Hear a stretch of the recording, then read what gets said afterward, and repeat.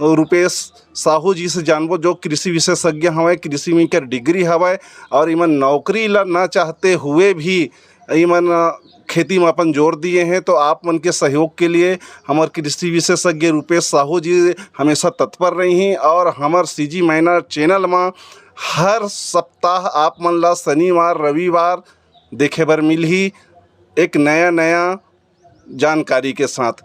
तो आइए आपको सीधा बात कराते हैं रुपेश जी से। सर आपको नमस्कार। नमस्कार भाई जी। तो सर अभी जैसे हमन देखा हमन के किसान भाई मन जो है कि अपन किसानी में लगे हमें और ये मन ऐसे खेती बाड़ी करत मतलब ये सब्जी भाजी के भी धंधा करते हैं कई देवा। तो गर्मी के मौसम आने वाला हवा और ठंडा के मौसम समाप्त हो गए, तो ऐसे समय में जो सब्जी वर्गी जो फसल है इनमें कौन सा समस्या आते हैं, एक बारे में अपन प्रकाश डालो।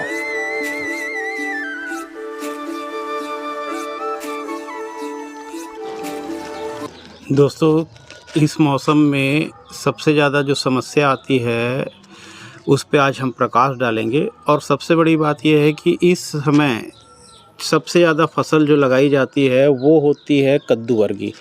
इस कद्दू वर्गी फसल पे ज़्यादातर लौकी, दोड़का, तुरई, खीरा, ककड़ी, है ना, टिंडा, खरबूजा, कलिंदर और इसके अलावा आपका परवल, कुंदरू और खेकसा आते हैं इस वर्ग में।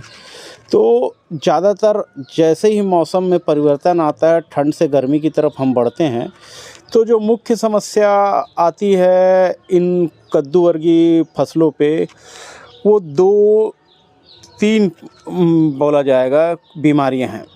एक तो आता है पाउडरी मिल्ड्यू, जिसको हम लोग छत्तीसगढ़ में अक्सर दहिया या दहिया आगे बोलथन। तो एक फर्स्ट प्रॉब्लम ये है। दूसरा आता है डाउनी मिल्ड्यू, है ना। तो हाँ, पत्ता जरात है, पीला पड़ गए, है ना, और फल झरत है। इस तरह से किसान अपना बात बताता है। तो पाउडरी डाउनी एक मुख्य समस्या है। इसके अलावा एक समस्या आती है अल्टरनेरिया और एंथ्रेक्नोस का, है ना। तो अपन जानते हैं कि पहला अपन पाउडरी मिल्ड्यू को उठाते हैं। तो पाउडरी मिल्ड्यू जो है, अगर आप देखेंगे तो ऐसा लगता है जैसे पत्ती के ऊपर कोई आटा का भुरका डाल दिया हो, पत्ते पूरे सफ़ेद सफ़ेद उस पर दाग आ जाते हैं। हम चितकबरा का था। हाँ, मतलब सफ़ेद सफ़ेद हो गए, रखिए आगे है, ऐसा बोलेंगे कि किसान आते हैं तो भैया इधर रखिए आगे है, और फूल झरत है ना, तो फल नहीं पकड़ा थे। तो मेन वो उसको अपन पाउडरी मिल्ड्यू बोलते हैं। तो पाउडरी मिल्ड्यू को अपन इस तरह से जान सकते हैं कि जैसे ही पाउडरी का अटैक आया, या तो अपन प्रिकॉशन पे डालें। तो अगर आप कद्दू वर्गी फसल लगाएं तो प्रिकॉशन पे क्या डाला जा सकता है और बीमारी आने के बाद क्या अपन डालें, है ना। तो इसके लिए पहला है कि अपन टेबुकोनाजोल एक केमिकल होती है, वो सस्ती है, अच्छी है और रिजल्ट भी अच्छा है। तो अपन टेबू और सल्फ़र का कॉम्बिनेशन बेस अगर रेगुलर उपयोग अगर कर रहे हैं तो ये मानिए कि पाउडरी का प्रॉब्लम नहीं आता। अगर मान के चलिए उसके बाद दूसरा केमिकल होता है, ये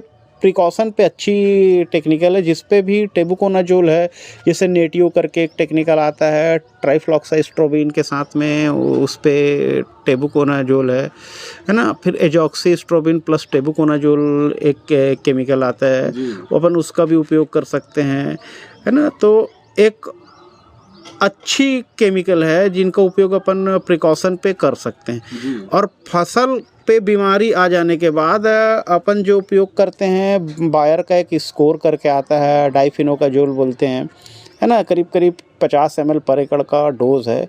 ये भी एक बेहतरीन दवाई है पाउडरी मिल्ड्यू के लिए। तो सर जी, हम ये जानना चाहबो कि किसान भाई मन आपन ये बतावा कि ये स्प्रे से हो ही कि ड्रिप सिस्टम, जो किसान भाई मन खेती करते हैं तो डायरेक्ट ड्रिप से भी हो ही, कैसे हो ही, एक बारे में बताओ। देखिए, मैक्सिमम जो पाउडरी जो दवाई है इसका उपयोग स्प्रे पे ही लेना पड़ेगा, क्योंकि इसमें स्पोर लाखों की संख्या में रहते हैं, है ना। मतलब एक पत्ते पे लाखों करोड़ों स्पोर रहते हैं, ये बहुत तेज़ी से फैलता है। तो इसके लिए प्रिकॉशन ही इसका मतलब जो है कि आपको स्प्रे पे ही लेना पड़ेगा। तो दूसरा अपन जो बता रहे थे डाइफिनोकाजोल जो केमिकल है उसका उपयोग अपन कर सकते हैं अगर प्रॉब्लम आ गई है तब की स्थिति पे। तो डाइफिनोकाजोल स्कोर करके एक बाज़ार पे है और कई कंपनियों का है ना। मेरे को ऐसे पर्टिकुलर किसी कंपनी का नाम तो नहीं बोलना चाहिए, पर भी एक कॉमन लोगों को समझ आ जाए इसलिए बता रहा हूँ। इसके अलावा जैसे एजॉक्सिस्ट्रोबिन प्लस डाइफिनोकाजोल का कॉम्बिनेशन है ना, उसका भी उपयोग अपन कर सकते हैं। तीसरा है कि अगर अपन बीमारी को क्योर कर ले और चाहते हैं कि आगे भी बीमारी ज़्यादा जोर ना मारे और लंबा समय तक असर रहे, तो एक माइक्रोब्यूटानिल करके केमिकल आता है ना, उसका उपयोग 125 ग्राम पर एकड़ के तौर पे किया जाता है। तो उसका भी स्प्रे अगर हम करवा लेते हैं मतलब बीमारी को क्योर करने के बाद, तो ये लंबा असर अपने को बीमारी से मिलता है। तो इसके अलावा डाउनी आता है, तो अक्सर क्या होता है कि पाउडरी के बाद डाउनी भी दिखता है, कभी कभी दोनों प्रॉब्लम एक साथ नज़र आते हैं। तो ऐसी परिस्थितियों में अपने लिए सबसे अच्छा जो केमिकल है, इन्हीं केमिकल का अगर उपयोग करते हैं हम, तो पाउडरी के साथ डाउनी का भी नियंत्रण मिल जाएगा। जैसे कि हमने बताया कि एजॉक्सिस्ट्रोबिन प्लस टेबुकोनाजोल करके जो दवाई है वो अपने आप में बेहतरीन दवाई है डाउनी के लिए भी। तो अपन डाउनी मिल्ड्यू के साथ पाउडरी में भी राहत पा गए। इसके अलावा अपन क्लोरोथायोनिल करके, जिसको बाज़ार में कवच के नाम से जानते हैं, उसका प्रयोग, और साइमोक्सानिल करके एक केमिकल आती है, इसका भी प्रयोग कर सकते हैं, जो कि आपको डाउनी में भी राहत बहुत तगड़े से देगी, है ना। अब आ जाते हैं अल्टरनेरिया और एंथ्रेक्नोस। तो एंथ्रेक्नोस अल्टरनेरिया में भी एक दवाई है जो कॉमन तौर पे पाउडरी में भी बहुत अच्छा काम करती है। तो रोको करके एक टेक्निकल आती है, तो इसका भी उपयोग अगर हम करते हैं तो हमको पाउडरी और एंथ्रेक्नोस में भी राहत बहुत अच्छे से मिल जाता है। तो किसान भाई एक चीज़ और ध्यान रखिए कि पानी का जो पलाने का प्रक्रिया है उस पे भी आपने को ध्यान रखना पड़ेगा। और ऐसे मौसम में अपन एक चीज़ और बड़े देखें कि ये तो हो गई बीमारी, और एक मेन समस्या भी देखने को आती है जब अपन पानी की किल्लत होने लगती है गर्मी में। अगर हम पानी नहीं डाल पाए सही तरीके से, या खरा आ गया बोलते हैं खेत, या अपन कभी कभी बोर फेल हो गया, तो क्या होता है कि जब पानी की कमी होती है तो एक समस्या आती है लाल मकड़ी। तो लाल मकड़ी भी बहुत प्रॉब्लम क्रिएट करती है। तो ऐसे स्थिति में लाल मकड़ी के लिए भी अपने को जागरूक रहना पड़ेगा। तो अपने को क्या करना है कि शाम के समय में सल्फ़र जो पाउडर होता है ना, सल्फ़र पाउडर का उपयोग अपन टेबुकोनाजोल का जो कॉम्बिनेशन है उसको नीचे से अगर देते हैं, क्योंकि मैक्सिमम जो माइट्स होती है वो पत्ते के नीचे अंडा देती है और करोड़ों की संख्या में देती है, और इनका पनपने का रफ्तार बहुत तेज़ रहता है। तो अगर आप पानी को, नमी को मेंटेन रखेंगे तो ये समस्याएं आसानी से क्लियर होगी। और बहुत ज़्यादा अगर आप पानी डालेंगे तो प्रॉब्लम तो खैर आता ही है, लेकिन अगर नमी मेंटेन रखते हैं तो आपको इससे नियंत्रण मिले रहेगा लाल मकड़ी से। मतलब वो ओल है रहे रही कि देवा तो लाल मकड़ी लगे की संभावना बहुत कम रही कि देवा। हाँ, मतलब बहुत जोर नहीं मार पाएगा और हम सामान्य नियंत्रण मतलब दवाइयों से नियंत्रित कर लेंगे।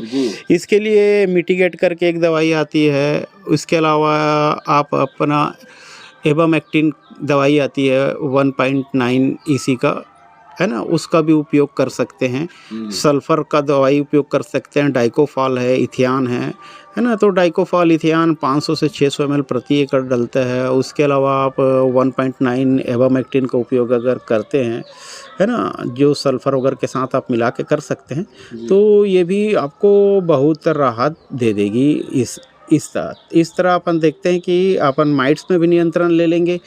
और इसके अलावा एक समस्या और भी आजकल बहुत विकट रूप होने लगी है कि पानी की जहाँ अधिकता होने लगेगी तो अक्सर देखा गया है कि वैसे जगह पे मिलीबग का भी प्रॉब्लम दिखने लगा है। ख़ास तौर पे मिलीबग कद्दू वर्गी में तो थोड़ा कम है, लेकिन अगर भांटा, मिर्ची और टमाटर की फसल है, इस पे मिलीबग का अटैक ज़्यादा हो जाता है। ये तब की स्थिति में होती है जब पानी कुछ ज़्यादा लगातार मिलने लगेगी, नमी की मात्रा ज़्यादा होने लगती, तो मिलीबग का भी प्रॉब्लम आने लगता है। तो मिलीबग के लिए भी अपने को ध्यान रखना है, क्योंकि मिलीबग अक्सर क्या होता है कि जो सक्लेंट होता है, मतलब कड़े तने पे तो जोर नहीं मार पाती, लेकिन पतला जो तना होता है, नरम तना है, वहाँ पे बैठ के वो चूस देती है और बहुत तगड़ा नुकसान देती है फसल को। तो मिलीबग पे ध्यान रखना है तो अपने को क्या करना पड़ेगा कि वो आप जैसे ही अपन केमिकल का उपयोग कर रहे हैं, जैसे कि अपना आता है एसिडामिप्राइड, तो एसिडामिप्राइड हो गया और प्रोफेनोफास प्लस साइपरमेथ्रिन का उपयोग भी अपन कर सकते हैं। अंडानाशक होता है, ट्रांसलेमिनर इफेक्ट रहता है, तो इस पे भी रिजल्ट अच्छा आता है। इसके अलावा सामान्य तौर पे अपन रोगर का भी उपयोग करते हैं एसिडामिप्राइड के साथ, तब भी मिलीबग की नियंत्रण बड़े आसान है। पहले एक दवाई आती थी सेविन करके, है ना, वो दवाई रामबाण दवाई थी इसकी, लेकिन आजकल वो उपलब्ध नहीं है। तो इन्हीं दवाइयों का उपयोग करते हुए हमें मिलीबग को नियंत्रित करना रहेगा। मेरे नज़र में ये सामान्य तौर पे मुख्य तौर पे जो प्रॉब्लम आती है कद्दू वर्गी फसल, इसके अलावा भांटा, मिर्ची, टमाटर और भिंडी में भी ये समस्या बहुत तगड़े से आती है। तो इन फसलों को हम इन जानकारियों के हिसाब से नियंत्रित कर सकते हैं। तो किसान भाइयों, आप मन के लिए हमारे कृषि विशेषज्ञ रुपेश साहू जी इतना बढ़िया जानकारी दीन है। जो कद्दू वर्गी जो आपके सब्जी फसल है, एक लिए बढ़िया जानकारी दीन है। एक लिए आप हमारे रुपेश साहू जी ला धन्यवाद।